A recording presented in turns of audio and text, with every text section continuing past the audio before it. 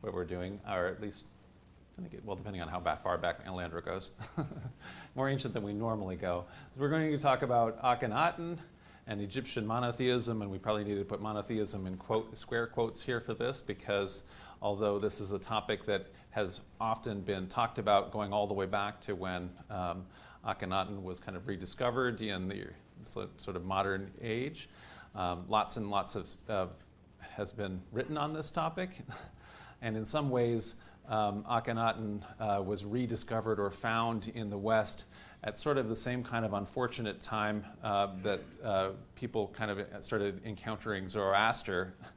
And in both cases, when we did our Zoroaster and Zoroastrianism one, Zarathustra lecture, we kind of saw how Zoroaster and Zarathustra was essentially like a palimpsest for, or not a, no, it's a, what do I mean, a Rorschach test for how people would more or less put anything that they wanted to on that particular figure. And so Nietzsche, of course, has his own kind of philosophy book that is inspired by the idea of Zarathustra, thus spake Zarathustra, that has very little to do with the actual history of the figure, the founder of Zoroastrianism.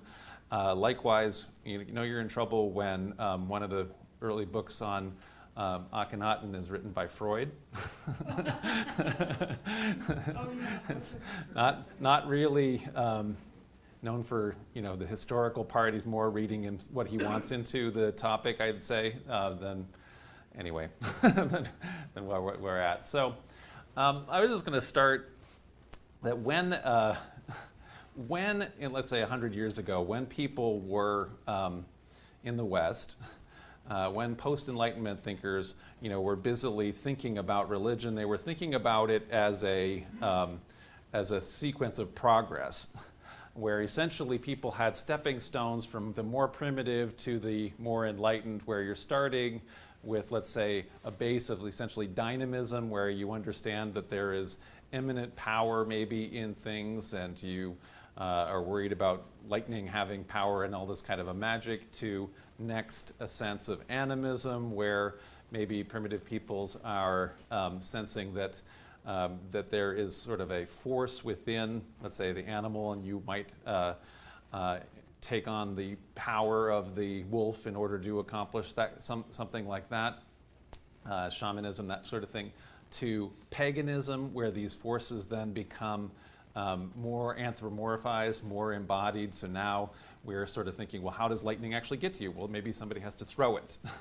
How does anything particularly happen? How does wind go? It has to be blown. In that sense, we kind of naturally anthropomorphize things. You maybe think of your car as a little person with a little eyes and a face. We think of, to this day, I think we think of evolution as a force that is anthropomorphized and has a plan, because we always think that evolution is planning to, let's say gave birds wings in order for them to fly, as opposed to the way natural selection actually works. So I think it's a natural thing to have anthropomorphic forces like that. To then, though, monotheism, which was essentially viewed as the eventual and necessary evolution and progress. And then to the place where all the kind of people, these Enlightenment thinkers, were looking at this and the stepping stone that they had gotten to, which is to say enlightened secularism. So now they have put behind themselves all of these sort of religious things, which, yeah, exactly, what they believed that they had. So this is their bias and their blinders, let's say. And so I'm going to suggest that when they, one of the ways that they're viewing this monotheism is through, which is the thing that they're most familiar with. This is what they're emerging out of. These are people who are coming out of essentially the Judeo-Christian West, and specifically they're thinking about clericism, and they're thinking about the Catholic Church or Christian Church, and then more, and when it breaks off into Protestantism, the different Protestant denominations, state churches. But to even get back to anything else, or outside of the West, so when they're sailing around in ships and they encounter China, they're hard-pressed to decide if China even has a religion.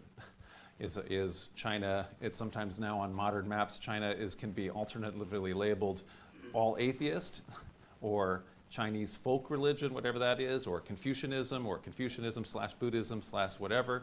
And so anyway, it was something that doesn't easily fit into the boxes that were available for people who are thinking of Christianity and established churches that are doing a very particular thing and not doing other things.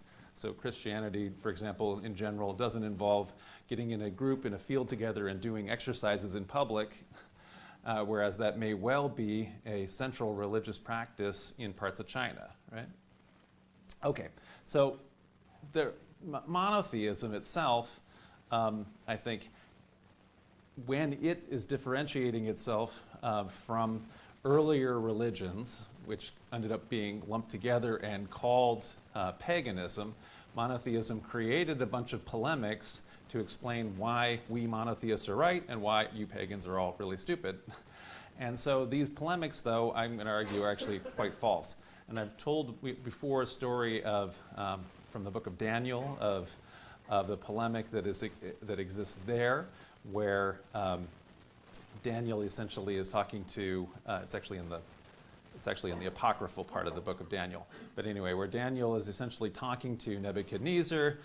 Nebuchadnezzar has this wonderful idol named Bel, a temple where they feed Bel every night this giant feast and all of this wine and everything like that.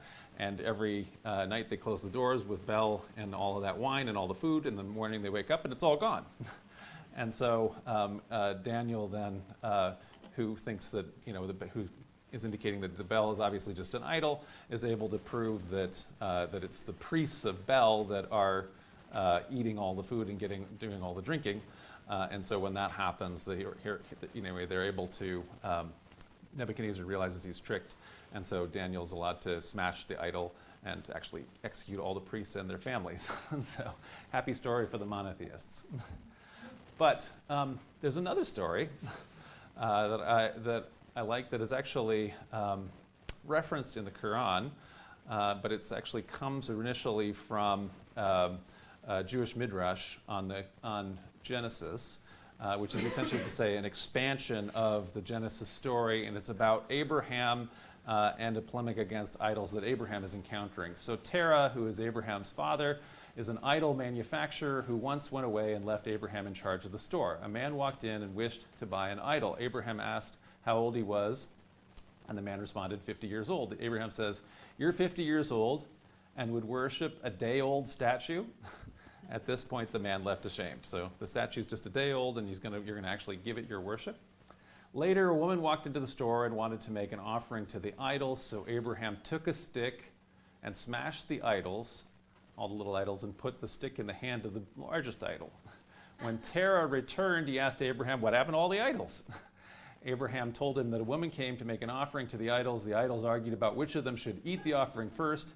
Then the largest idol took the stick and smashed all the other idols.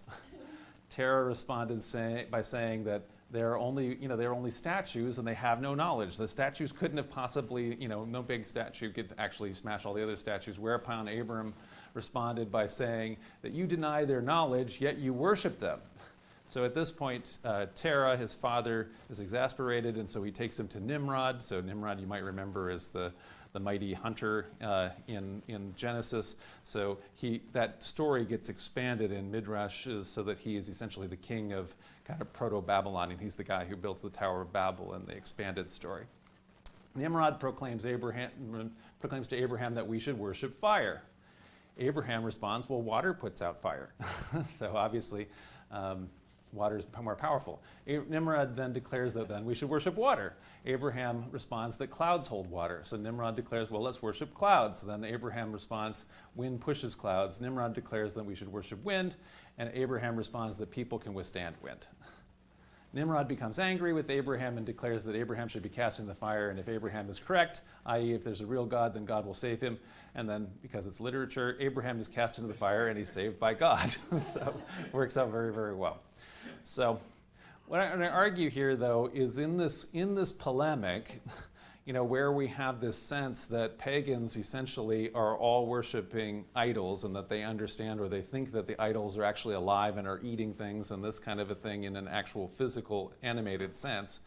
Or, for example, one of the things that I think we're also very quite guilty of when we're thinking about what we think of as pagan religion, so like the religion of ancient Greece and Rome, we really concentrate on mythology because the mythology for us is related to the way we think of, let's say, the religions that we're more familiar with. So when we focus on religions that are focused on scripture and text, and so we think that the mythology, has that same place or as a canon in that same kind of sense. But this isn't the same way the religion acted at all, and we tend to therefore be quite, when we're dismissive, we think, well, how can you have a religion like this? Zeus is sleeping with all these women. There's nothing going on here that's admirable or noble or anything like that. That's not the core focus of the religion. So it's quite different. So one of the things I just want us to be thinking of as we are kind of looking at this and trying to get back to very early times and to really quite ancient times is we have to be kind of thinking of the blinders that we're looking at when we are thinking of just the stuff that's most familiar to us.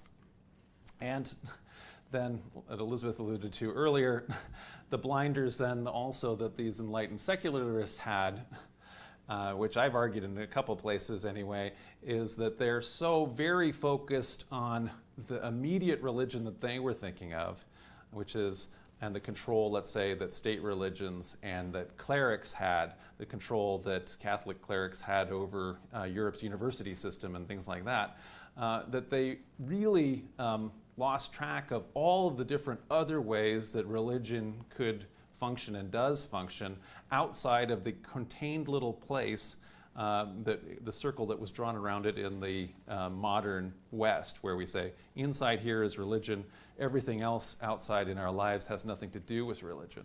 So as we've seen when we did our lecture on Aristophanes, the Clouds, his comedy where he is writing a play and making fun of Socrates and the other philosophers, this is a religious festival. The experience that they're going to in having a comedic play is religion. This is still something that we saw how comedy and how plays and drama, we've inherited it down and it has now generally gotten into this zone that we call secular. But in some senses, the fact that you're enacting that way is exactly the same experience and why it was meaningful religiously in antiquity. And so for a lot of the things that we're going to see Akhenaten doing, as he is reforming or changing the religion of Egypt that he has inherited, for us to kind of then impose our sort of modern sensibilities and say, oh, this is the thing that we're familiar with. These are kind of our modern sensibilities. That's something that definitely happened for the last couple hundred years, or last 100 years or so.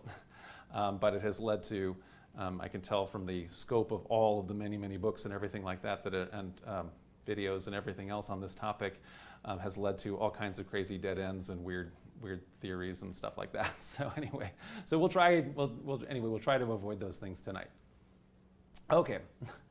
So this is unseeable, but anyway, I can just show you it a little bit. This is essentially going back from the year 1 Common Era all the way back to 3000 before the Common Era.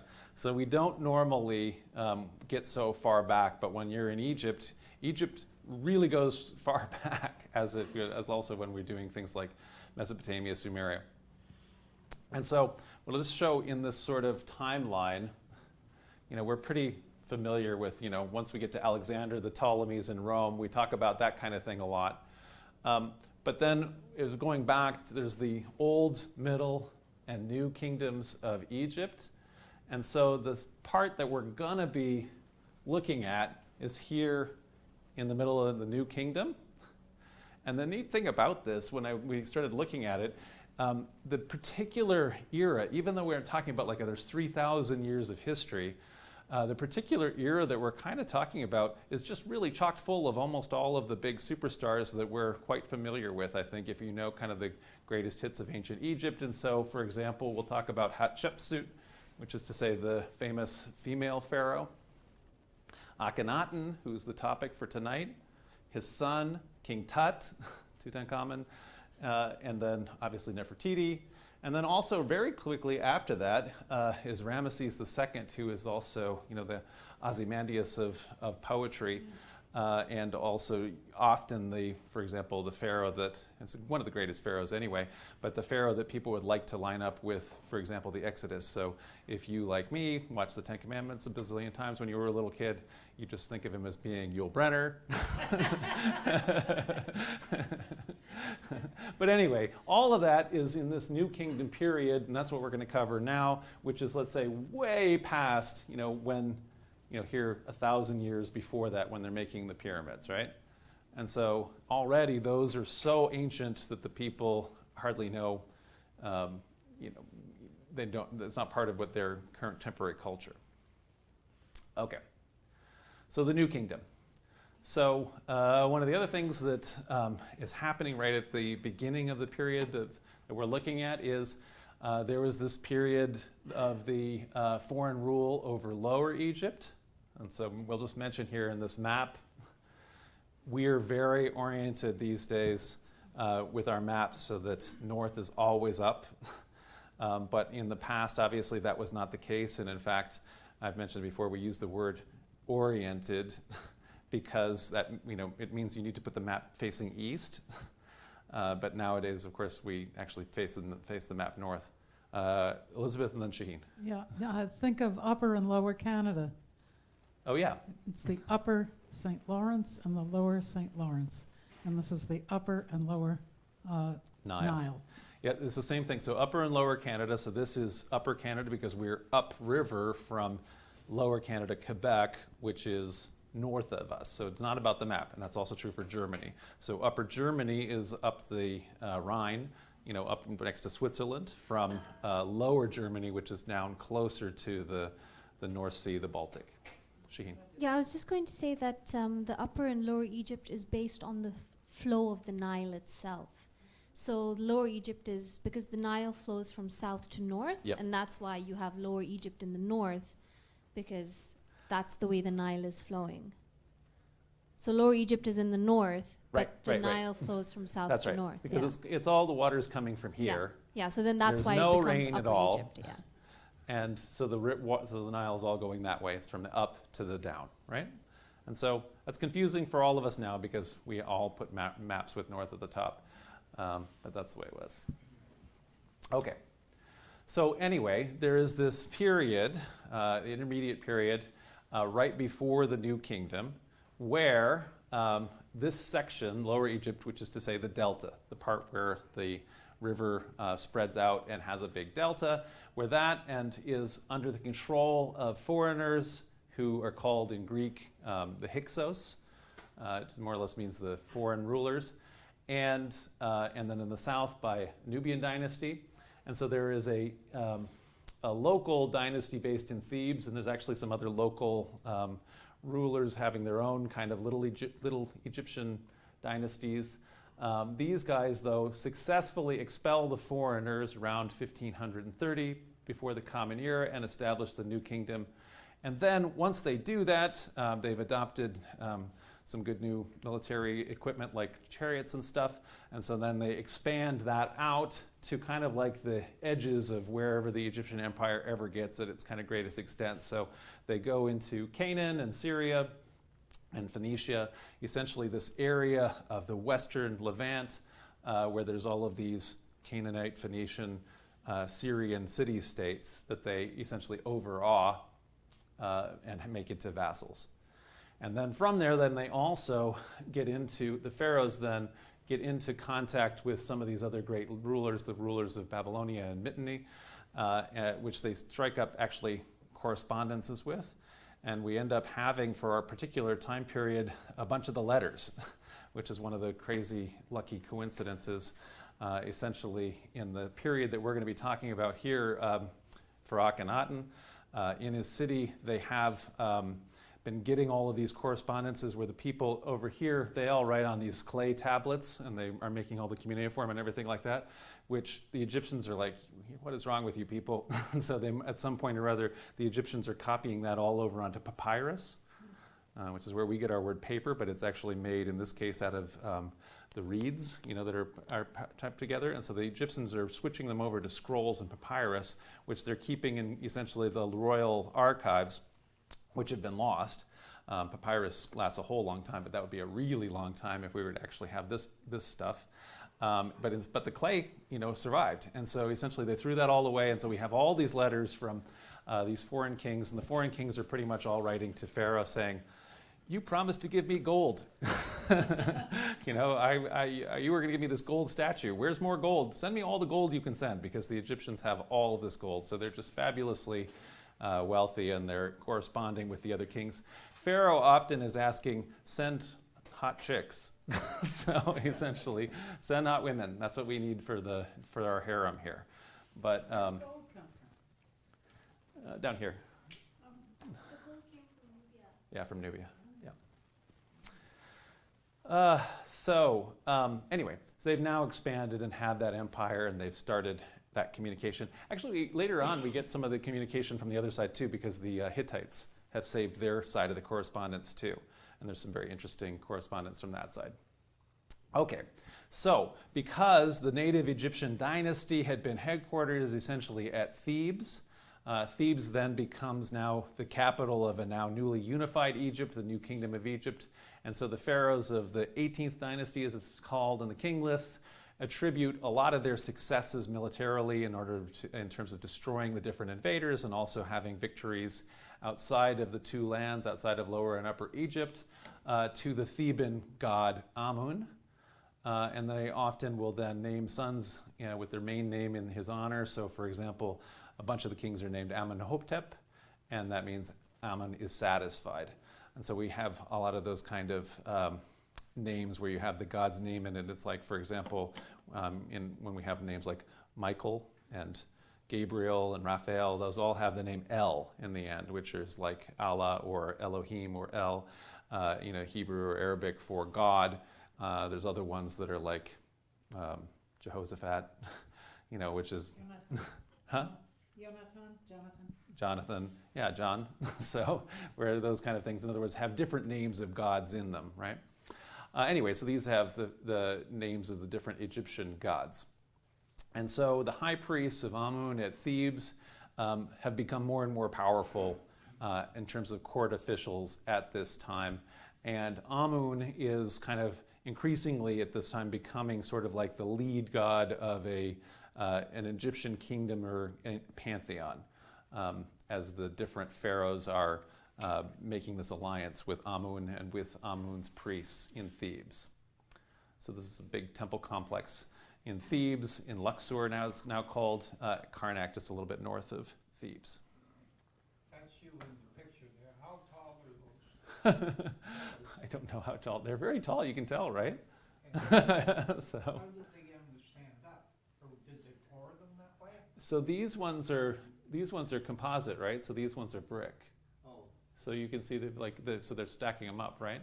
But the ones that the thing that is amazing when they're talking about that size is when they are getting the obelisks to stand up, right? And so because those are all one piece and they're enormously heavy stones, and so it was a big engineering feat for them to be able to do it. So. Okay. So there's a lot of different, we already had a big hard to read timeline, but here's a big hard to read family chart. But essentially we'll kind of look at it as the people who were the local dynasts in Thebes, they then conquer and kick out the Hyksos, and they make essentially the Egyptian empire. Then the dynasty changes to the 18th dynasty, right? So they're the 17th dynasty and now the 18th dynasty according to the king list. And so at the beginning of this, these are especially warrior kings. And so I mentioned Ahmose I, who defeats the Hyksos by conquering their capital, which had been in Lower Egypt in the Delta, the capital Avaris. And then getting down now to his grandson here, or not maybe grandson, we're not sure. Thutmose I expanded the empire then to that great extent that I showed on the map, subjugating much of Nubia and Syria. So anyway, then that's going to lead to, from Thutmose to Hatshepsut. It's quite one of our famous figures that we probably have heard of. So Queen Hatshepsut is the primary wife. By his primary wife, Thutmose I had a daughter who married her half-brother Thutmose II, who is the son of Thutmose I by a lesser wife. And so in that some sense, he has they're half siblings, but in some sense the male here, Thutmose II, has a somewhat lesser status because he's not the son of the great wife of the queen. It's from a lesser wife, concubine or consort. So Thutmose II's reign is uneventful and is probably dominated by this very strong-willed wife that he had. And he dies leaving a 2-year-old son by one of his lesser wives, and the son is named Thutmose III. And so Hatshepsut had not had any sons. And so in this sense, so she is the stepmother / aunt of the new king that she is essentially would be the regent for. But instead of just being essentially content to be regent, in this case she assumes the throne herself as a co-pharaoh. So she's also pharaoh, female pharaoh, co-ruler with her infant nephew, stepson Thutmose III. And in doing that, she is often portrayed with iconography that is associated with male pharaohs. And so this is one of the colossuses of her. Yeah, Shaheen. And you can see then it also has essentially this symbolic beard. So that it wasn't the Egyptians actually, pharaohs actually grew beards like that, but they would put them on. Yeah. She's also the first one to actually use the term pharaoh, which means great house, para. And that's where it comes from. And also she's the first pharaoh to sort of assume a semi-divine status by stating that it was the god Amun who came to her mother and conceived her. Oh, right. Those are very good points and important actually for where we're going. So yeah, there had been a female rulers before, but they hadn't used the term pharaoh. So there's 2 female pharaohs before this. So she had a very long and successful reign by almost everybody's assessment, and that included expansion of trade in Punt, which is this kind of area that's on the Red Sea coast where there's a bunch of spices and things like that. And she also did massive construction projects throughout both Upper and Lower Egypt. And so this is the kind of thing that, frankly, if your entire history is told through archaeology, if you're a kind of a king that really liked to build stuff, that ends up being, that you end up getting points for that. So we mentioned here that this connection that Hatshepsut has with Amun, so the idea Shaheen was just talking about, that she saw Amun as having essentially an immaculate conception or a conception for her when she's born. She also very clearly had the support of the Theban priests of Amun, whose oracle proclaimed that it was Amun's will that she would reign as pharaoh. So she would carve into then her different stelas when she's erecting her monuments. She will say, this is what Amun says to her: "Welcome, my sweet daughter, my favorite, the king of Upper and Lower Egypt, Matkare Hatshepsut, thou art the pharaoh, taking possession of the 2 lands." So in other words, that this is something that is divinely ordained that she assume the throne and reign as pharaoh. And so this is an image of her as pharaoh with Amun, the god. And then this is her nephew / stepson, who's kind of co-pharaoh but doesn't get to do anything while she's alive. So, however, after her death, her stepson / nephew, Thutmose III, having reigned in name under her for about 20 years, and now he's a brash young guy, 22, and he then rules another 34 years in his own right. So he has a very long reign by any standard, but if you count both his reign in name and his personal reign, it's 54 years long. So Thutmose clearly, by the end of his reign, upon reflection, was quite resentful of his stepmom. And so at a certain point, he decided to begin deleting her from the record and taking over all of her different monuments and maybe claiming them for his own. And so he goes through, and it's a little haphazard, but it gets continued under his son as well, deleting all the monuments that she'd built, and almost succeeded then in erasing her from history by doing that. They do that in the Ten Commandments too. So Ramesses, one of the things they're saying is, as they're kicking Moses out, Ramesses says, "Let his name be stricken from every pylon," you know, so all this kind of thing. So you go through, you can kind of see in this then.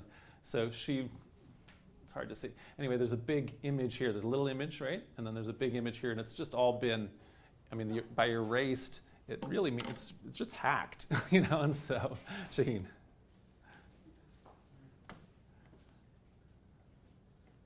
What? So the striking of the names wasn't just to delete them from the historical record, but by erasing their names, they were denying them immortality. Oh, good point. Yeah. So as a historian, I tend to think of the consequences to history, but we should also be remembering, and actually should be very clear, that so much in antiquity, especially in this earliest antiquity, so much that every single thing that you do is what makes reality, you know. And so by enacting something, that makes it be. By building something, by setting up stela, everything like that, that makes it be. As long as you have the name on the permanent temple, you're immortal. That's all. It's all built there. And so this is, in part, I think the point of the Ozymandias poem, right? So, look on my works, ye mighty, and despair, because even the great pharaohs, at a certain point, their names are lost. Yeah. I was wondering. How was it known that Hatshepsut had an image there that was erased? How did they? I just find that out. So you have to kind of figure it out. They have to figure it out by kind of context and things like that, based on when what they can see when other ones of these have been made. When I said before that they almost succeeded in erasing her from the whole record, if you fail to get every single one of them, though, then you can kind of see, oh, well, here's one, and this is who is this? Hatshepsut. What is going on? You know, and so when that happens, then you can see the context in which the other ones have been deleted, and you realize, oh, that one was deleted there. In some cases, though, we'll have to say that when we're giving the examples of these negative evidence, sometimes it's conjecture that it actually was this particular thing. The pharaohs did there's going to be multiple occasions here where the pharaohs are deleting people. And so as a result of that, there's more than one possible person that's getting deleted. And so this is one of the ones that they're pretty confident with. Okay. So Tutmosis followed by his son, Tutmosis III is followed by his son, Tutmosis IV, who's followed by his son, Amenhotep III. So just to kind of piece these together, we're not that far away. I wanted to bring in Hatshepsut so we could talk about her, but anyway, to kind of get how we're going to get to where now the story to get to Akhenaten. So under Amenhotep III, Egypt had reached essentially a peak in prosperity. There's also kind of a flowering of artistic style, and this is also the peak of international prestige, as we're talking about all these letters that are going back and forth between the Egyptian pharaoh and the great kings of Mitanni and Babylon and the Hittites, and then also all of the local vassal leaders of Canaan, Syria, and specifically Syria and Phoenician area. So Amenhotep's long reign, he is celebrated with jubilees in the 30th, 34th, and 37 years at a new palace city that he creates at Melkata. And so he essentially, this is the kind of thing when you are super rich, as these guys have now become, you could make your own, when you're having a jubilee party. This is not what Queen Elizabeth was able to do. She built a whole new capital or anything. They just had her parachuting in with James Bond or whatever it was during the Olympics, or I can't remember what happened during the Jubilee, but anyway, so the Jubilee it's not quite the same as what the pharaohs were able to do back then. So Jubilees, or said festivals, as they're called, are something that the pharaohs were able to do when they reached their 30th year of their reign, their 30th regnal year. So possibly, it's conjectured that Amenhotep III is reacting to the growth of the power of the priests of Amun in Thebes. He had his men, or his scribes, research archives for ancient rites associated with how jubilees were celebrated archaically, so the said festival. So he then built a new Jubilee palace / city temple complex at Melkata, which is essentially a little bit north of Thebes on the other side of the river. And when they celebrated then that jubilee on the 30th year, actually 3 jubilees, this would just be massive parties and drinking and food and all kinds of other things that are associated with it, in addition to all the ceremonial things. And in fact, I guess there's a letter from the king of Babylon who's very upset that he didn't get invited to this shindig, although I don't think he could actually go to it. But anyway, there was like a lot of regret for not being able to be there. So anyway, from Thebes to making just a little new ceremonial city close to Thebes. So one of the things that happens, though, at the central ceremony of this jubilee is Amenhotep enacts something that hadn't been done since archaic times, which is that he has these 2 boats built and also actually special canals and harbors and things like that that are modeled on, in Egyptian mythology, the boats that the sun god, Ra, or Re, uses to, on the day when the Ra's barge, to go across the sky. And so you can kind of see Ra, the sun god, on the boat, right? So a barge, a Nile barge. And then there's the disk of the sun, which is in Egyptian, the Atun of the sun on his head. And so that is the manifestation when you see the sun god going across the sky every single day. That's something that you can see every single day because you're able to see the physical manifestation or the Atun of Re or Ra every single day. And then when it rises in the east anew and obviously sets in the west, and then is revivified by taking the night boat through the underworld, and it is resurrected and born anew, or revivified and born anew as Re in the dawn the next day, right? And so that exact essentially ceremony is done. They make a big Re barge. The pharaoh gets on the thing. He's dragged through the boat is pulled along just like the sun goes all the way across the sky, and he goes from the one side of the river and the one harbor across to the other side of the river, the other harbor. And then he switches when he's at that change moment. It's called the horizon of Re, the horizon of the Aten. He then switches boats, and then he gets on the other boat to come back, which is somewhat more unusual because in first place you might think of the pharaoh enacting, well, he's the sun, he's riding around in a boat, and you just think of him the same way you think of the solar disk. But now he's also doing this kind of unexpected thing of taking the kind of the night boat back, which is indicating his death. But then, again, when he gets back over there, his symbolic rebirth. And I say symbolic. When they actually do stuff, it's not really symbolic. They mean it, So everything has all kinds of symbolic meaning, but in fact, they really mean it when they do that. And so, following then the path of the nightly rebirth of the sun god, Amenhotep is then, reborn into as a divinity now. So, as opposed to preceding pharaohs, who were essentially all understood to be divine after their deaths, and maybe they get on the bark with Re, and then they are, become a part either of the sun disk or they're in their immortal afterlife as they kind of are part of that procession. Now, Amenhotep III is alive as the living sun god, reborn, physically in his ceremonial city here. So anyway, he's done this thing to become Re. So although now he's a god on earth, probably, if that's how it's being read by some scholars anyway, Amenhotep III nevertheless actually does die.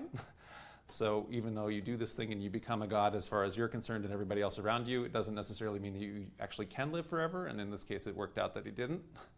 And so when he died physically, then he was succeeded by his young son, Amenhotep IV.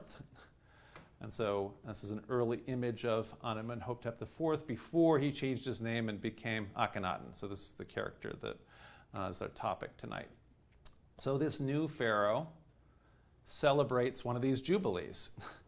There happens to be a jubilee ceremonial city for him to do it, and so he's able to do it. But he did it well before his 30th year, just a few years actually after he starts reigning in his own right. It's not clear. There has to be a little bit of arguing about whether he has a long co-regency maybe with his father beforehand or a short one. But in any event, depending on when you're starting this, it's still very early and not anywhere near his 30th year. But instead, what's probably being said then is, how can you celebrate a jubilee if you haven't been reigning 30 years? The idea here is that he is expressing ongoing continuity with his dad's reign. So in other words, Amenhotep III had become the eternal, living, timeless sun god who simply is reenacting the day every single day. Likewise, even though that guy is gone, now Amenhotep IV is in that same position as the living, deified god. So, if he did inherit that much of the idea from his father, in other words, solar deification, the new pharaoh quickly takes things like way farther than that. So he turns it up to 11, if we might say. Initially that ceremonial city, or his Jubilee city, is quite close to Thebes, and so the capital is still at Thebes, and so he erects there new temples to this manifestation of the solar god, what we're going to be talking about here, Atun. He makes those within Thebes, and that exists side by side with the traditional religion, so all the other temples, the temples of Amun. But then in the 5th year of his reign, he decided to disband all of the competing priesthoods. So you're not going to be a priest of Amun anymore, you're kicked out. And he himself officially changed his own name to Akhenaten, which is to say, living spirit of the Aten. So now he's understanding that there is a solar deity, the Aten, and of which he is the living spirit of it. So this is an early picture of Akhenaten, now, as he's now called. So what's Akhenaten's god looking like? So this is a later, more developed form of the imagery, but essentially the Aten is the physical manifestation or solar disk of the Egyptian sun god Ra, and it's initially seen as an aspect of Ra, and so when we say the physical manifestation, you guys see this god every day, right? Because if you go outside and look anyway to see, but essentially it's the sun disk, right? But it's shown then in art as having all of these different rays, and the rays all end in little hands, and often the hands are bestowing divine gifts. So in this case, they have ankhs here, which is to say they're devoting symbols of divine life here to, in this case, Akhenaten, right? To the living pharaoh god. Yes?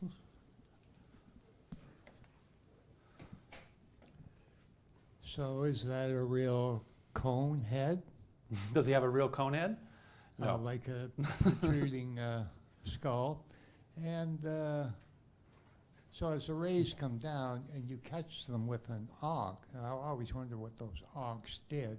Yeah. So they're catching rays from the sun. The rays are giving you the ankhs. The rays are holding the ankhs. They're not catching. He's catching with something else he's got, or he's been given stuff. The ankhs the little hands are holding those ankhs, and they're giving it.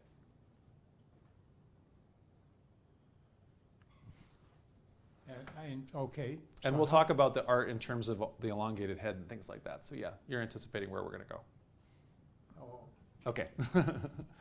So now that Akhenaten has changed his name and is eliminating building temples to Aten and eliminating the other gods' worship, he focuses worship on Aten as the supreme god who is reborn each day and represented in art as the solar disk, right?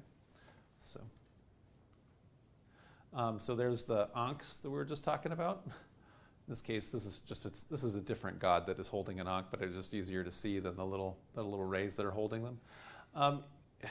There's all kinds of different theories about what the ankhs actually mean. They're ubiquitous in Egyptian art. They could be fertility symbols. People have suggested all kinds of different ways that they can be. People have suggested it's related to, for example, the symbol for women and Venus and things like that. It's generally understood to be life force, so essentially the gods are bestowing life force on you, that kind of a thing. But there's a lot of different theories. And so you can see over here, there's one of those little ankhs, right? And that's one of the hands from the sun's rays, right? Okay. So, in this now, the religion that we have seen evolve here, we essentially have the equation of God and king. So Akhenaten's father had equated himself with the sun in life, and now Akhenaten considers himself the son of the Aten. So he is, in the same way he was son of his father before, he's now son, who is also God and the sun. He also is God and the sun, and he is son of the Aten, which essentially now represents timeless eternity for all of the past kings, or it's representing all kings or pharaohs in general. Time, as now that Akhenaten maybe is moving into an eternal perspective, he is less focused on things happening in the past or happening in the future, and instead that everything is kind of in this eternal now because of his immortal existence as a god. So he himself is the Aten's living expression, the Akhenaten, the divine intermediary then between the supreme god and the realm of mortals. So he and his family are the ones who are able to access and essentially get the gifts from and the divine power from the Aten. Everyone else then must worship the pharaoh and his family as the intermediary. Okay. So we don't know everything about Atenism because a lot of this has all been lost, but there are kind of four big components, and we'll talk about each one of these, which are, one, the establishment of a new capital city, so not just a giant Jubilee City Palace temple, but now another entire new capital, another new city for Egypt. The city is called, confusingly, Akhenaten, as opposed to Akhenaten. Anyway, so Akhenaten here, which means the horizon of the Aten, which is essentially that same thing that his father had talked about in that Jubilee period, essentially where the Aten, or where the sun is essentially having its little stomping ground as it's going from the one boat to the rest.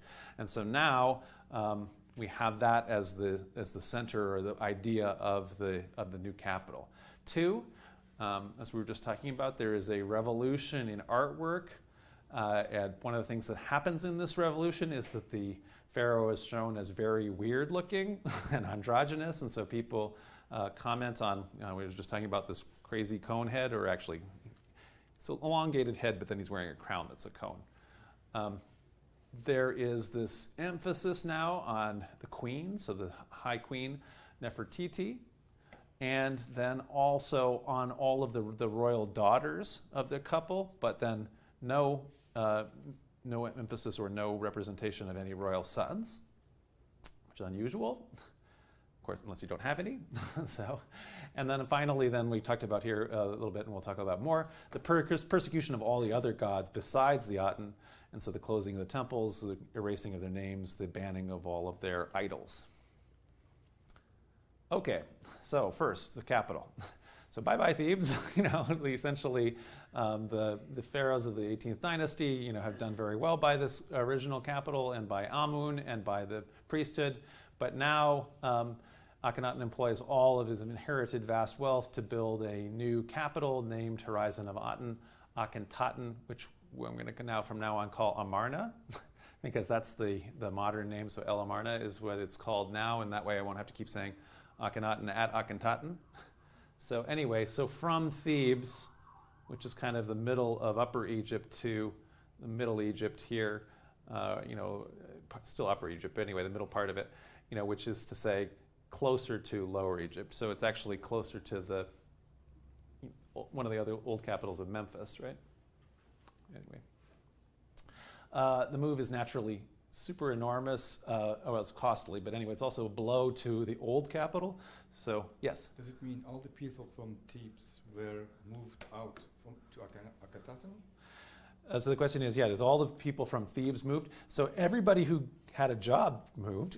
So essentially, if you, so this would be another huge blow to Thebes, right? And so as you are bringing the whole government, so you'd be bringing the army, you'd be bringing your police force, royal guards, you'd be bringing your whole bureaucracy, all the scribes, and the only people that are being employed in terms of like all those people that were working for all those building projects that you might have been doing when you were building the ceremonial party capital of Malkata there, for the Jubilees, when you're not a capital, Jubilee city. So all of those people that have been engaged in those building projects were building Akhenaten's new temples that were existing in Thebes. All of the construction workers, those guys all got moved in as much as they could move. And so what you end up having left is, pretty depressed economy where the local priests no longer have their job. The taxes are diverted to the new capital and all that sort of thing. So it's a huge economic blow, right, to the old capital. But there also would be drawing from pretty well everywhere. So since it's the capital, they would be pulling, key people from all kinds of different spots. One of the places that they're probably drawing from up here is Heliopolis. So Heliopolis, in the Greek name anyway, is the city where Re's cult is from. Ra's cult is from, and so some of the ceremonies and things like that those priests had, those are probably getting pulled into the new Atun priesthood, but we don't know for sure. So essentially, some of those maybe are coming in, but a lot of the people down here, these Theban priests, are now out of luck. They don't have a job.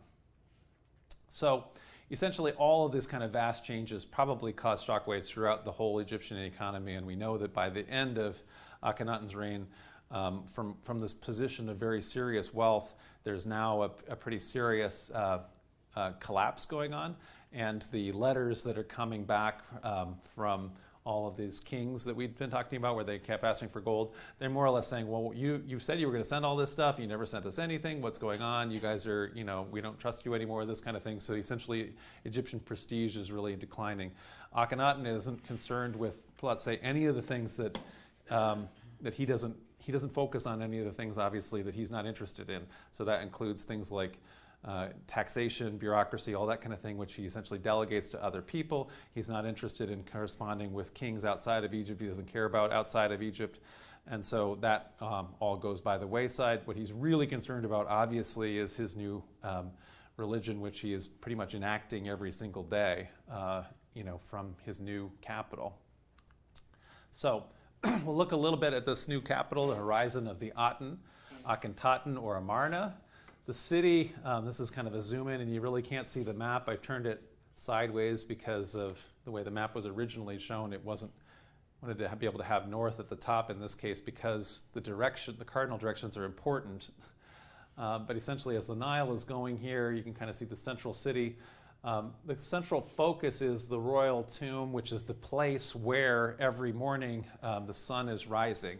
And so essentially the main thing that's happening in this solar worship city is the sun is going across this horizon of the Aten. This is this section cordoned off for the suns to kind of be worshipped in and to be experienced in. Is set up then with all of that focal point in mind. So the royal tomb is in the east, the sun disk would rise every morning and then over there. And one of the things that would happen is that as Aten's living spirit, Akhenaten would go on a procession from east to west, like the sun in the morning during his commute, and commute back at night, which would essentially make each day a solar religious festival, as he is the god of the sun and he is experiencing that, and all the people in the town are experiencing that, or in the city are experiencing that. This is a artist's reconstruction of the central area of that new capital. So with essentially the government, King's House here, the Great Palace, the police barracks, the little Temple of Aten, and the big Temple of Aten. There's also letters from foreign ambassadors or foreign kings complaining that their ambassadors have had to sit out in the sun all day. And they're asked, why does Pharaoh make everybody sit in the sun all day? Not now, there's no, because, anyway, obviously because that's important, because of the sun is God, right? So, okay, so we just had then that new capital. Now let's look at this second component here, the revolution in the artwork that's happening now at the new capital. So Akhenaten initiates this complete artistic revolution, which ultimately portrays him as pretty, let's say, grotesque, as has sometimes been called. And so essentially he has these giant hips, protruding belly, big baby face and elongated face and giant eyes. And anyway, it's just ultimately increasingly strange-looking guy compared to the way pharaohs have always previously been shown, which is always quite heroically and always the same, this kind of a thing. It's a very conservative society that didn't really value like being very lifelike or any of those kind of things.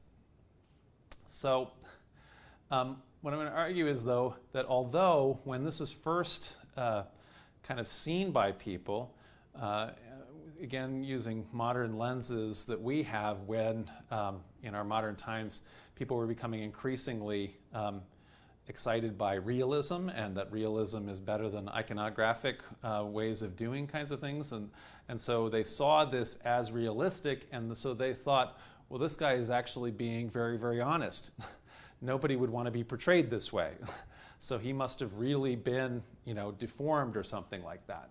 So modern interpretation then long saw this as this kind of realism, which we value, and speculated then that the portrayals of Akhenaten implied that he had some kind of genetic defects because his entire dynasty has been incestuous, and so there's could be a lot of potential for that, or there's some other kind of disease. However, now that we've likely identified Akhenaten's actual corpse as mummy, and it turns out it's a relatively normal corpse.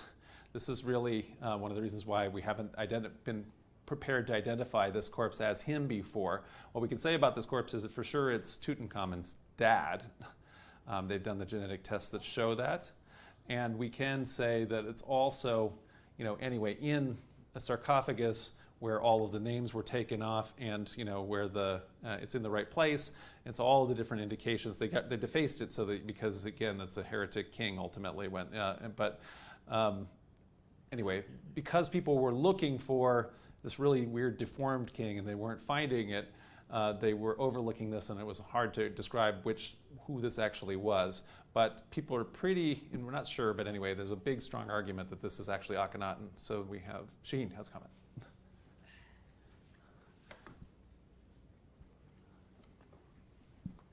Also, there was extensive damage to the mummy when it was found. So when it was discovered, the sarcophagus was actually open and the mummy was lying in a pool of water. So actually a lot of it had rotted away. So it's mainly just the bones right now.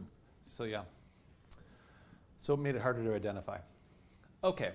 So rather, though, than maybe being a realistic portrayal of Akhenaten, it's in fact probably religiously motivated as opposed to realistically motivated. And the goal then of this new portraiture is to show Akhenaten and also his queen, Nefertiti, as the primordial Egyptian couple of creation. And so you can kind of see them together here. This one's been broken a little bit, but you can definitely see there's actually similar, right? So they're both male and female.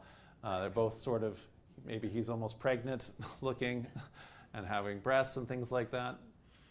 There's very deliberately obscured or indistinct genitals. You don't know what's going on between them as not being differentiated gender-wise.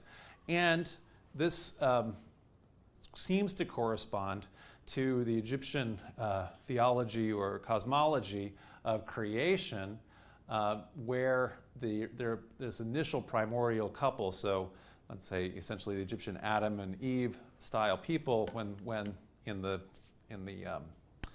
cosmic Genesis tale in the first chapter of it, it says God created mankind in God's image, male and female created he them. In other words, so there's essentially, from this creation, there's both male and female, and there's a bunch of this differentiation that happens where God is separating lightness from darkness. The light he calls day, and the darkness he calls night, where they're separating the land from the water.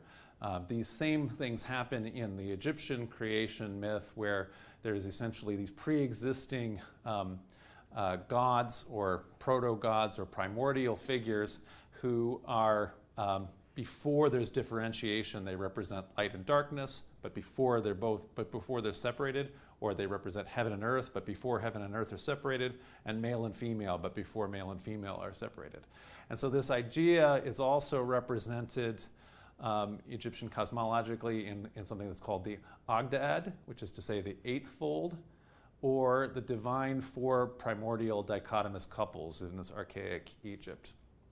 And probably not by coincidence, the center of worship for the Ogdoad is very, very close to Amarna. So in relocating the capital to this zone, it may be referencing this same primordial state or this creation, part of the creation story. So anyway, we're seeing this ambiguously gendered couple. So one of the things that happens a lot of the time with religion is you don't usually want to say, hey, I got a great new religion for you guys. A lot of people don't want to immediately sign up for your new religion. So generally, when people are, let's say, even coming up with a new religion, one of the things that they will do is they will say, this is a restoration of old religion, right? So when Joseph Smith and founding Mormonism in 19th century United States, he doesn't say, hey, why don't you join my new church, Mormonism? Instead, the church is called the Restoration. It's the restoration of primitive Christianity. So essentially, they are bringing back the church of Peter and the apostles and all those kind of things. So that's how it's essentially couched, even though it actually is a brand new thing that's being created, right? And so in this same exact way, going back to Akhenaten's father, there was actual research, it looks like, into sort of how these jubilees were done that maybe inspired some of this solar divinization. And so in other words, there is a sense that what they're trying to do is get back to archaic religion. And so it's possible that they're also, again, going for that here, trying to dial it back to this very earliest moment, and that is, in fact, then sweeping away what we would say is the old Egyptian religion, but now they're saying is, no, this is a later Egyptian religion that has gotten us away from this pure primordial Egyptian religion that Akhenaten is restoring. So, okay, so we looked at this revolution in artwork, and we're seeing that rather than being a realistic portrayal of Akhenaten, it is in fact trying to show Akhenaten as undifferentiated, and so the Akhenaten and Nefertiti are both male and female. Then there is also emphasis on Queen Nefertiti and royal daughters, but no royal sons. And so we'll go back to our family chart. It's very complicated here. But essentially, we had the dynasty coming this way, Amenhotep III, who has those jubilees, to his son, Amenhotep IV, who changes his name to Akhenaten. So he marries Nefertiti as his great queen. Because of it wasn't that far back with Hatshepsut, this dynasty had spent a bunch of time specifically not marrying women who would qualify as great queens, and so they had actually not been giving women that same status, so they would have more or less everybody would just rule with lesser queens as much as they were able. But now Nefertiti has that new elevated status and is also that sort of regained that place almost as a co-pharaoh in all of the imagery with Akhenaten, which is why she's getting the pharaoh crown here on the family chart. And so between the two of them and their marriage, you'll see all of these different daughters. And then, because of the genetic testing, we're pretty confident that Akhenaten also has Tutankhamun, so King Tut, as he's later called anyway, King Tutankhamun with the Amun name, but when he's born, he has an Atun name there, so Tutankhaten. And that's by some other wife, so it's not by Nefertiti. And at this point, there's like crazy theories about who all of the different people are.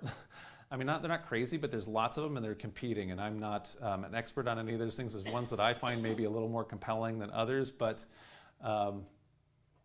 anyway, who they all are, there's different possibilities for who they are, and probably doesn't totally matter to us. But essentially, these are these ending times. One of the reasons why it's hard for us is that the later dynasties, these are essentially the kings that are getting erased from the king lists when they have the official king lists that are kept. So we go from Amenhotep III, and then all of these pharaohs get erased from the king list and go straight to the last one in the dynasty here, Horemheb. So anyway, as a result, some of them are a little more conjectural than others are not understood.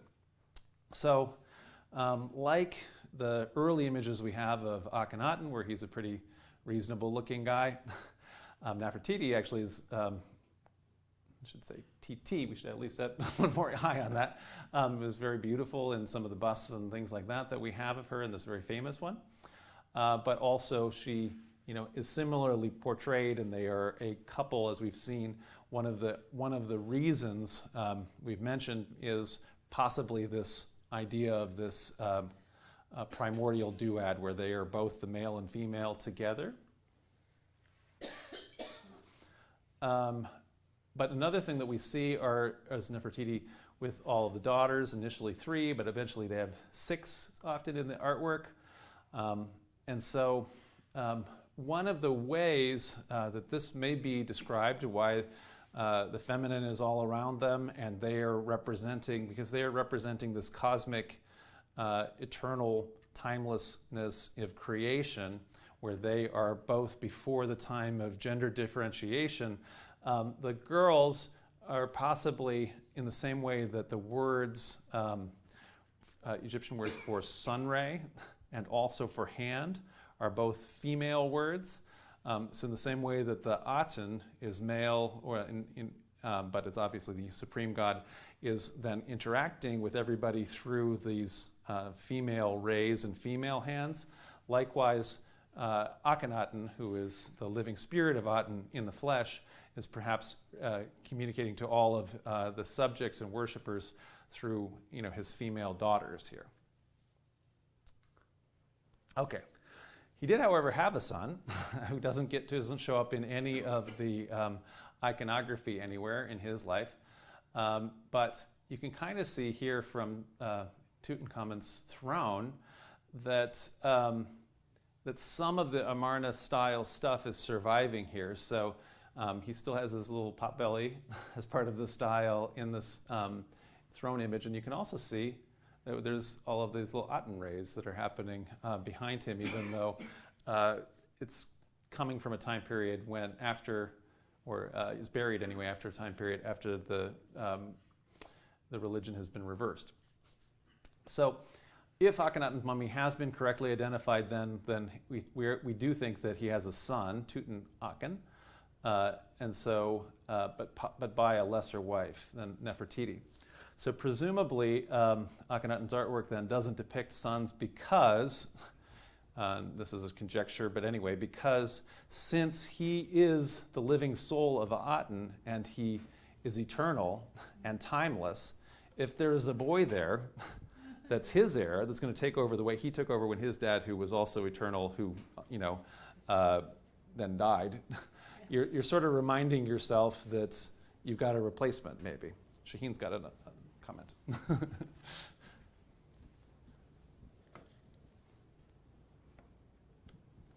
The last few years of Akhenaten's reign, he was actually co-ruling along with this shadowy figure Smenkare.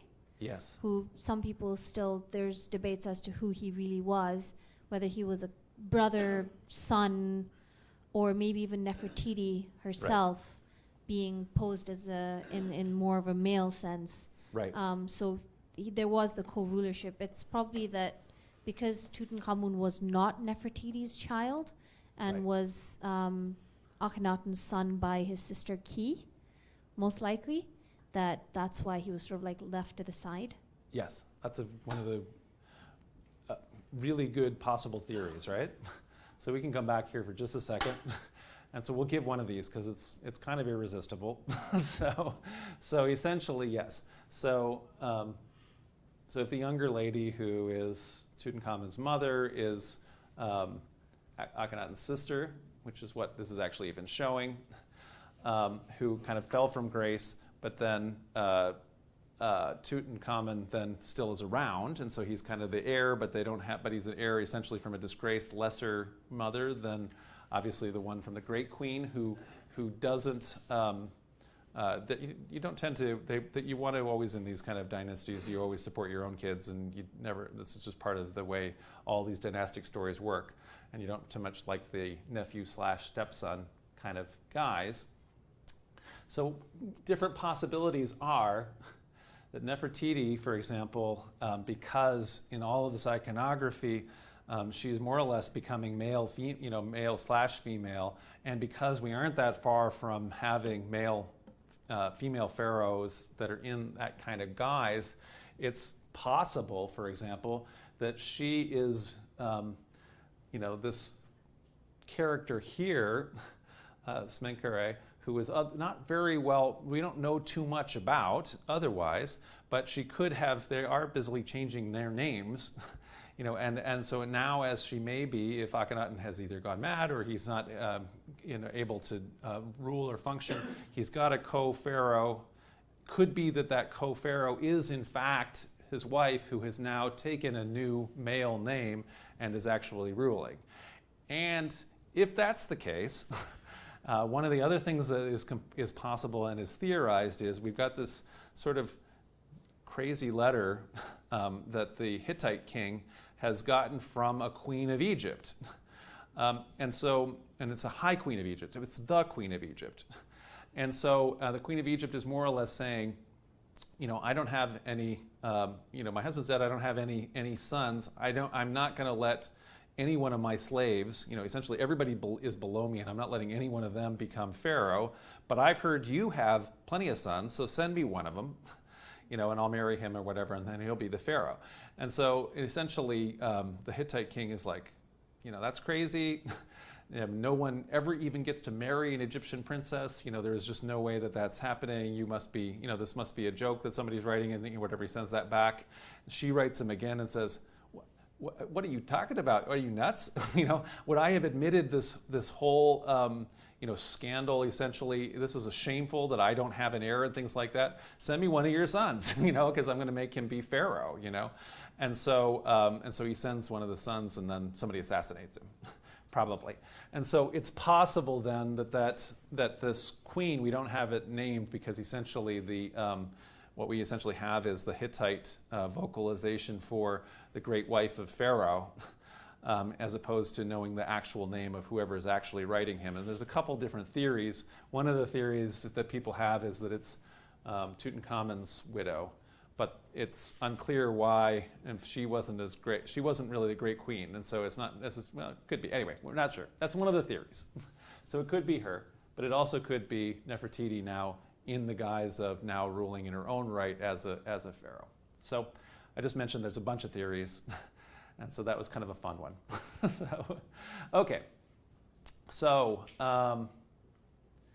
we've talked then about Nefertiti and her daughters, and so then finally we're going to talk a little bit then about the persecution of all the other gods besides Atun, and they're closing their temples, banning their idols, and erasing their names. And so this is where we get to this kind of question about whether Atunism here is mono something or other. So whether we mean monotheism, or more likely if we're saying monolatry, where we're saying that there's multiple gods, but you're only supposed to worship one god. There are references, for example, in the great hymn to Atun, where you call out, "O sole God, besides whom there is none." Akhenaten and his family, though, continue to be portrayed as divine, and the cult of the pharaoh continues, and so it seems that they alone were to worship Atun directly, and everyone else was to worship Atun's living, eternal representative on earth, the primordial, undifferentiated couple of creation, and their 6 daughters, who probably not coincidentally then form a group of 8, right? And an Ogdoad. So, in terms of this persecution, by focusing on the primordial and supreme creator God, who is existing in eternal timeless states, but specifically by turning the clock back prior to that moment of differentiation of the divine. This is then not saying that, let's say, all of the other gods don't exist, but rather we're back in time before essentially they emerge and they have all of their present forms. And so they are essentially irrelevant since we are in that creation moment. So their cults then are persecuted, essentially in a kind of a reign of terror by Akhenaten. Their names, where possible, are erased. Their temples closed, their festivals and rites banned, and their priests dispersed. And so we have here from one of the temples in Thebes of Amun. Amun's name, gets erased in this. It's not really erasing. I think it's gouging, kind of way that they're doing it. So nevertheless, there had to have been, throughout all of this time, and the force of will of the Pharaoh that he is able to accomplish all of this is pretty amazing, and the power of his bureaucracy and everything else. Nevertheless, there had to be a huge pressure to end that, both probably popular and then also by the elite everywhere. And so to allow then the worship of the old gods, and that was enormous, and we can kind of see that because of what happens, as we mentioned, when Akhenaten ceases to be in control of the situation anymore. So the pressure on his kind of group of lesser known or lesser powerful potential successors, whether they're his wife, whether they're whoever these characters end up being, during Tutankhamun's minority, or Tutankhaten's minority, the dynasty was pretty well tottering, and ultimately the government has to abandon the new capital and restore the worship of the old gods. Although it isn't a quick revolution, and it's not that they give everything up, so they continue to worship Aten, but they essentially allow the others to come back. And so we get both in Tutankhamun. Tutankhaten changes his name or adds a name to himself as Tutankhamun, so he makes an Amun name again. But both of them are existing in his stuff, so he has both. So, and so again, we see that even in his burial throne, there's some of the Atenism still going on there. So there's a restoration and an end. So the young pharaoh adopts an Amun name, so he goes from the living image of Aten to the living image of Amun. And he lives long enough to essentially restore the old religion. So originally, when first discovered, King Tut was thought to be a very unimportant king who it was just lucky that his tomb hadn't gotten robbed, and that's why we have all this wonderful gold stuff.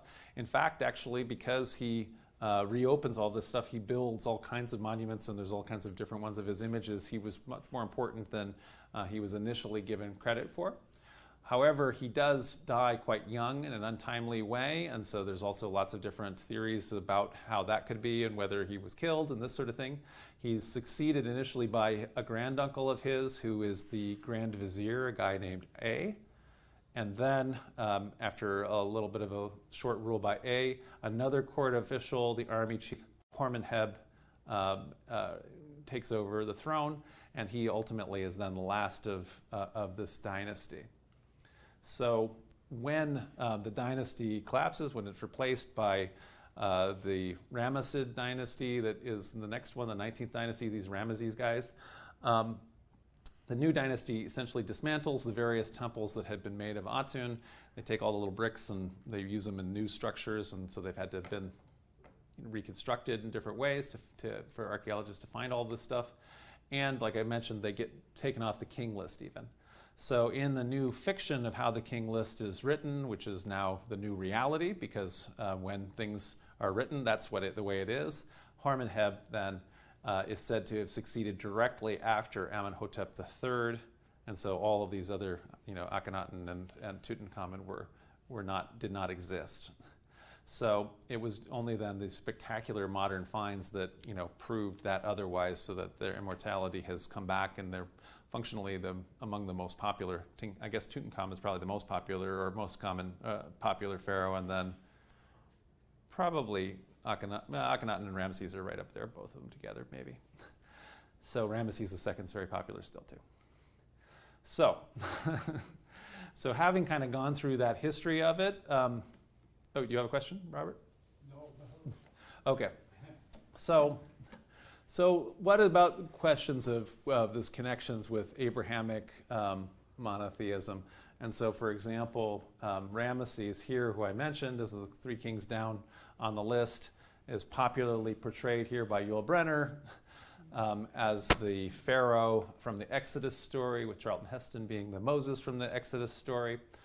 And so it's been very tempting to then, we're not that far, hop, skip, and a jump. People have, Freud wrote about it, people following Freud have argued even that Akhenaten actually was Moses, which is a crazy stretch, I think. My feeling about it is, in all of these, I tend to, as a historian, I prefer, whereas there's all kinds of different potential connections and stretches and things like that you can imagine, I would rather have, those all are quite speculative until you have, something concrete on which to build your kind of historical house of cards. I mean, it's completely possible that all kinds of complicated things happened that we simply just don't have any evidence for.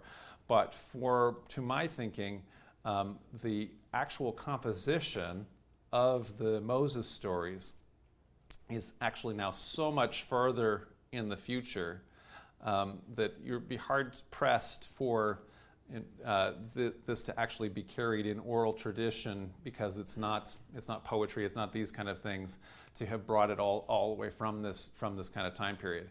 And what I would rather say is, instead of there being this kind of direct connection between, let's say, Akhenaten doing this kind of thing and the later Israelite kingdom getting the idea about monolatry. So in other words, that we only should worship one God, even though there are other gods, henotheism, this kind of a sense that later evolves into Abrahamic monotheism. I would suggest that I think that rather than it being a direct connection, that this is the kind of thing that happens when you have the same institutional pressures or the same kind of political pressures and other social pressures that are going on, which is to say, what Akhenaten's religious movement is doing here is a centralizing of the religion and equating it with the king. So where you have the king being the sole source and having an alliance with this one centralized priesthood. So that is bringing monolatry to the fore, and all of the other shrines and everything like that all around Egypt are closed, and nobody else is allowed to do the sacrifices or any of those kind of things. So you have that happening, and we have that same procedure happening once you get to the actual historically attested part of the Bible, when the Bible's being composed with the reigns of Hezekiah and Josiah, where these kings of Jerusalem are in their reforms shutting down all of the other priesthoods. They're shutting down all of the worship of all of the other gods. They're centralizing it with the priests in Jerusalem and the temple there, and they are then creating essentially the same kind of monolatrous conditions, where essentially the kings, as a kind of a king-priest state, are insisting on only worshiping the god that they are patronizing at their capital center, which is happening in this case for the Davidic kings in Jerusalem, with the temple that is part of their palace complex. Anyway, that is in the center of their state. So. I remember reading that, and perhaps you covered this earlier in the lecture, that when Egyptian society first formed along Upper and Lower Egypt, that the land was so rich there that there tended to be the small little farming communities up and down the length of the Nile and into the delta, which is Lower Egypt. Yep. And they all tended to worship at the time kind of what had been, little local gods and deities and beings, going back to the Neolithic period, and then the appearance of, or invention, I guess you can say, of the great gods of what we know as Egyptian religion, be it Isis and Osiris and all of that, that they were kind of a way for the society to have a larger overarching religious system that could unify all those little communities. And I'm wondering whether, in some ways, the trend towards monotheism as yet another step in that direction. Right, exactly. So I'd argue that that's the same kind of just one of these trends, right? So essentially, you take this disunified thing, a condition of villages where everybody's own households, everyone's tribes, you have your household gods and all of those kind of things, and that's where your loyalty is lying to. Where in Egypt you start to have each of the little provinces or nomes. Each one of them has their local cult that becomes the centralized priesthood of that kind of thing. And then once you have essentially the two lands and you have the national government, then those get brought together into pantheons. You start to systematize it. And ultimately, when you start to have an imperial culture like they're having in the middle of the 18th dynasty, where they essentially create their own empire, Amun then is kind of accelerating into that place of being essentially a supreme deity or head of a pantheon, like you kind of get when Jupiter becomes the head of the Roman pantheon, or Zeus starts to take on those characteristics, and then at those moments it can potentially be ripe for saying, no, not that. He's not the supreme god. The supreme god is this one, and so it could maybe get swept out at that moment. In that same way, what's happening in Canaan. In some ways, the God of Israel kind of comes out of nowhere because Yahweh is not well attested up until kind of the time when the monolatry starts happening. And so therefore, at some point or other, different kinds of monolatry can develop under those kind of social conditions without, I think, there having to be any particular direct connection to any one of them, because it may be just a natural thing to evolve out of the existing social conditions, so political conditions. Yeah.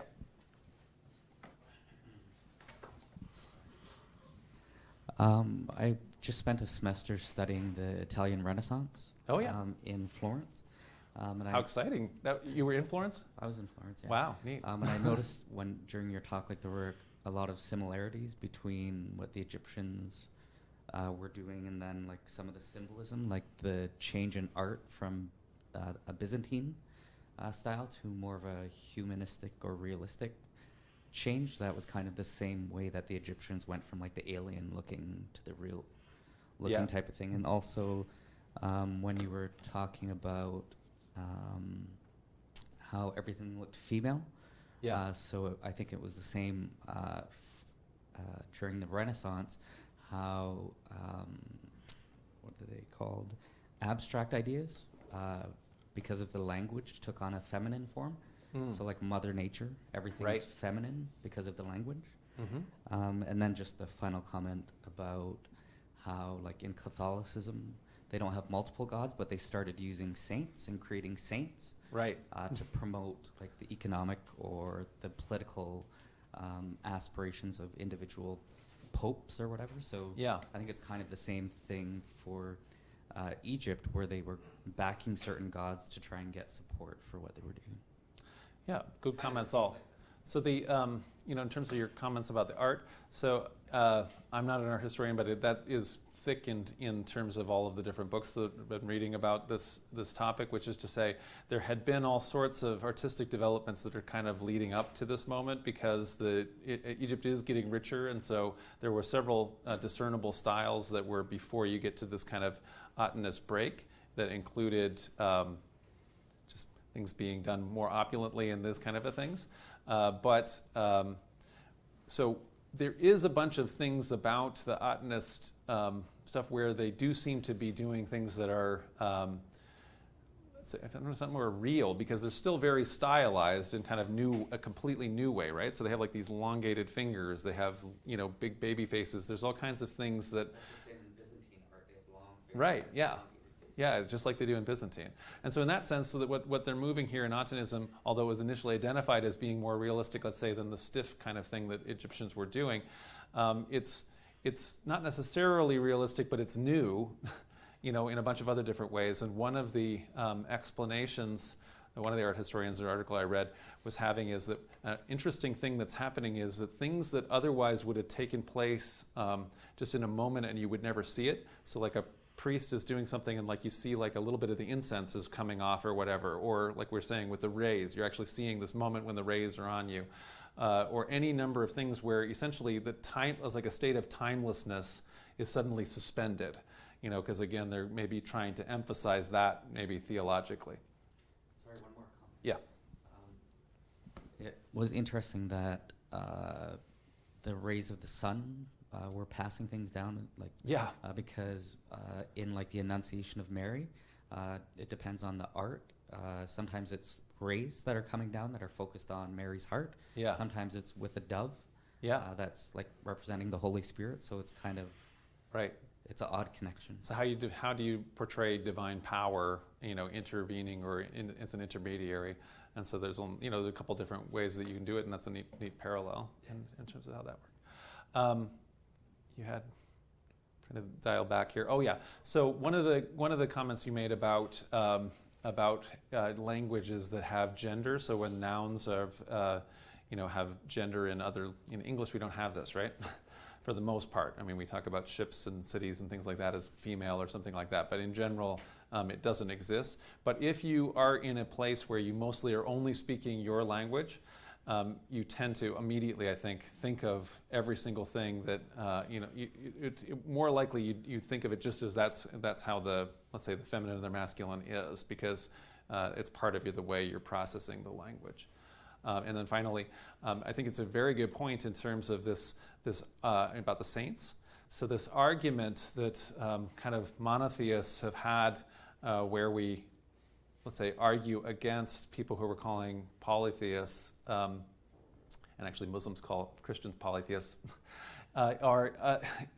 some do, not everybody, is that it's kind of complicated. We're not always listening to what people are saying in terms of the polytheism. So, I mean, we talked about going to Encounter World Religion. We went to, I was there last month at a Hindu temple where essentially the leader of the temple, the elder who was there talking, was emphasizing very strongly that as far as he's concerned, that Hinduism is monotheist. There's one God, but then there are all of these expressions of when we use the word God with a little g for, which in some sense are divine beings, and how different is that from angels and jinn, which exist in Islam, or saints and angels also in Christianity, or different persons of the Trinity, or I argue often for when I'm talking to not most Shiite Islam, but in Sunni Islam, there's a sense that the Quran is uncreated and therefore co-eternal with the Creator or with God.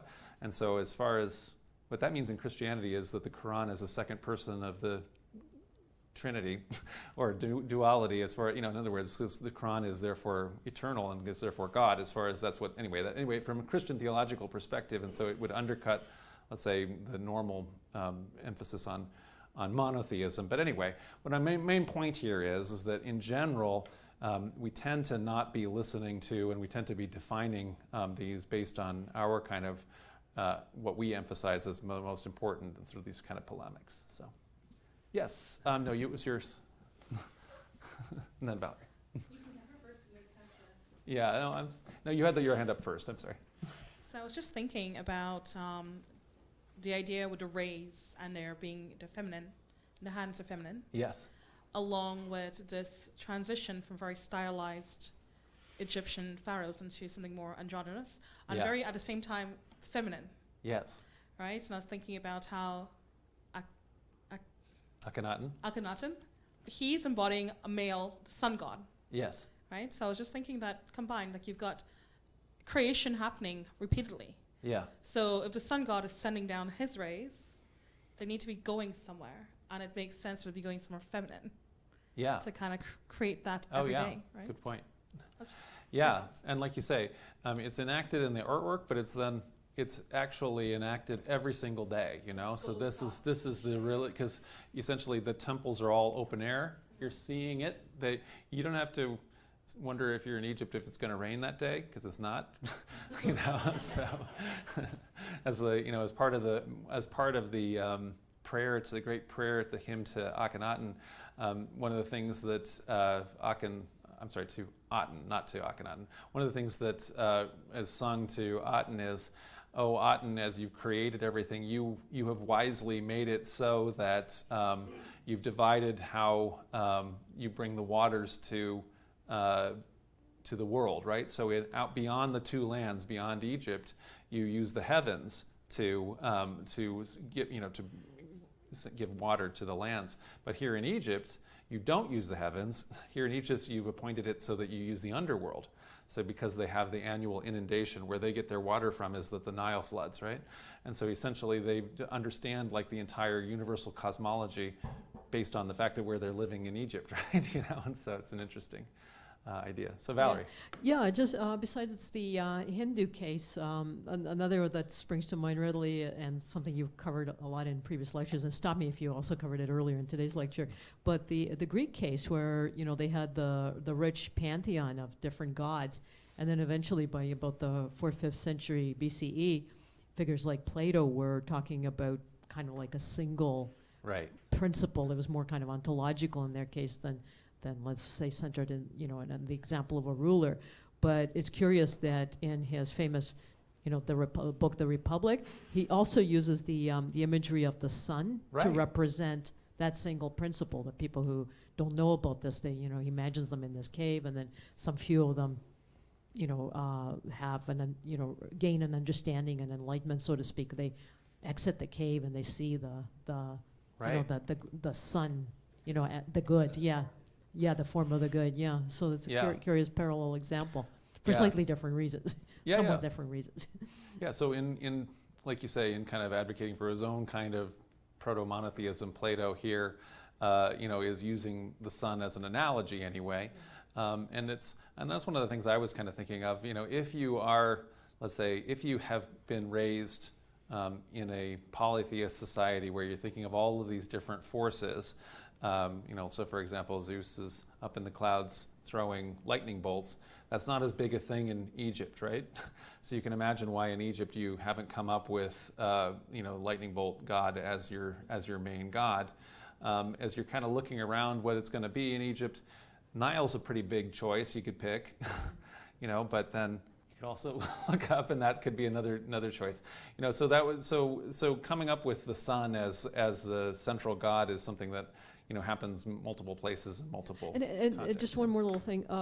I don't know if maybe you covered this earlier in the lecture, but apparently in Egypt prior to Akhenaten, they worshipped the sun in different aspects. Like there were different deities representing the sun in different functions, and then that too became centralized. And one of the things that was happening as we were talking about how, let's say, the Theban priesthood was kind of asserting itself to try to become kind of like, get Amun, their guy, to be sort of like the supreme in the pantheon. They had already decided to do some kind of syncretism with the northern kingdom, with Lower Egypt, and the god Re up there, the sun god, and so they had started calling essentially Amun Re, right? So then, but they were controlling the cult of Amun Re, not those guys up in Heliopolis, right? So essentially, what you sometimes do, like you say, is if you can't beat them, you syncretize them into your god, and so somehow then El becomes Yahweh, and they become the same together. Yes? I have a question about, could you show me the map where the kingdom ruled from all the way to Lebanon? It's way back. There it is. Yeah, you said that Nebel kingdom, what was the time when the Nebel kingdom ruled till Cilicia, Syria? So the question is, go ahead. Related to when Moses moved out from Ramses' time to Sinai into Lebanon and to Palestine or Israel, was not at that time under also rule of the new kingdom? So this is earlier than most people want to place the Moses story. So essentially, the Moses story, people would like to place it often with Ramses down there, which is down to the 19th dynasty. And so when this happens, this kind of greatest extent, this is prior to Akhenaten. So I'd listed who it was here who moved all the way out and had kind of the high moment. It's like kind of greatest extents here. So all the way back here for Tutmosa, which is a lot earlier. And so essentially the control By the time you get to even Hatshepsut is kind of letting it go a little. She's not as concerned with the empire. And certainly by the time you get to Akhenaten, they're not returning these guys letters anymore. So even the local rulers who are kind of the vassal kings are writing letters, and they're complaining, hey, this other vassal king, is actually not on your team anymore, and he's stealing all of my cities all the time, and I'm trying to be loyal to you, but you never send any money anymore. There's no gold to pay anything, and the whole empire is going to fall away if you don't send anything. And essentially the Pharaoh writes back and says, you sure write all the time and complain all the time. I'm not interested in getting so many letters from you. Why do you always write all the time? And so then that guy ultimately falls. And so essentially the pharaohs are only they're only ever so interested in all this stuff because they aren't getting as much out of it other than prestige. The other rulers are excited about all the gold that they get from Pharaoh, but Pharaoh isn't as excited about what they get. Hatshepsut, by the way, was going this way to point because they are, excited about getting all of the frankincense and myrrh and all of the spices and things like that they're kind of importing from that direction. Ramesses the second. Ramesses II, so that's later. Yeah. Ask him about more his time. Yeah. Till where he was extending his power, his land. So where does Ramesses' empire get to? So I don't have a map of where Ramesses is at. And so I haven't tried to place the Exodus story on this because, in my opinion, it's composed so much later anyway, a lot of people are interested in that, and we'll probably do a lecture, on trying to place that story. But anyway, I haven't for this lecture. Well, next week we'll talk a little. You're going to talk a little bit about it with Joshua. Okay. I'm curious why some of them were mummified and some weren't. This Queen Hatshepsut wasn't mummified, and Ramses II wasn't mummified, but as far as I know, and then the other one was, the Tutankhamun was discovered in all encased. Do you know anything about that? Or? So I don't. So I don't know the answer to that. Mostly what I was reading about when I was kind of doing the research for this is the different tombs that they were busily trying to construct in their lifetime, and one of the things that would happen is if they died earlier than expected, they won't have finished it properly. And then the other thing that will happen is, like for example, in Hatshepsut's case, it was that, not her case, in her case. So she initially has a tomb, as the great wife of a pharaoh, which is no longer appropriate, so she makes another tomb because she's a pharaoh later. And so in the same way, then there's earlier tombs that are getting made before you're going to become Akhenaten and build a great tomb at your new capital. But anyway, so essentially, I would like that kind of part about tombs in construction. But in terms of why they failed to, in some cases, get their proper mummification, I think they still wanted it. In terms of, it's not that the religion had stopped caring about that, because essentially the pharaohs were still all part of essentially the deified solar disk, even if you are living it in a timeless sense right now while you're alive. So ultimately, Akhenaten's dad, he's worshiping his dad as having become the Aten, and actually all the previous pharaohs are essentially the Aten, right? So they think that immortality is still important anyway to the kings. All right, guys, I think we're going to stop it. Is there questions from the stream? No. Okay. Well, thanks for joining us. Thanks. So many slides.